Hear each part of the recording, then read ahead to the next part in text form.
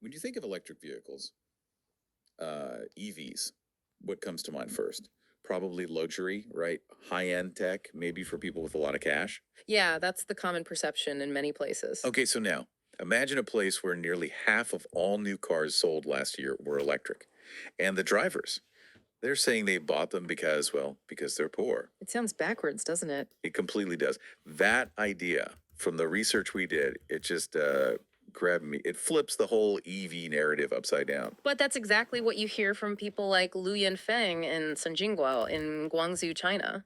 Lu Yanfeng, he's a private hire driver. He actually told reporters, I drive an electric vehicle because I am poor. Wow, just straight up. Yeah. And Sun Jingguo said something similar. He said, the cost of driving a petrol car is too expensive. I save money driving an electric vehicle. And then, almost like an afterthought, Sun Jingo adds, also, it protects the environment. So this deep dive, based on a whole stack of articles and reports, is going to unpack how China did this, how they went from being known as the nation of bicycles to dominating the EV world. Right. We'll look at the strategy, the master plan behind it all, the sheer scale of it. And what it means for, well, for everyone else, because the scale is huge. You mentioned Guangzhou, a city with over 18 million people. And the sound of rush hour there has literally changed. It's gone from this roar of engines to more of a hum. It's quite striking. Yeah. And Michael Dunn, he's an auto analyst. He doesn't mince words. He says, when it comes to EVs, China is 10 years ahead and 10 times better than any other country. That's a bold statement, a really bold claim. It is. So let's dig in. How did China pull off this massive shift from bikes to world EV leader? Well, the roots go back quite a way, actually, to the start of this century. China's leadership was already thinking about how to lead in future technologies. And there's one name that keeps popping up in the sources, isn't there?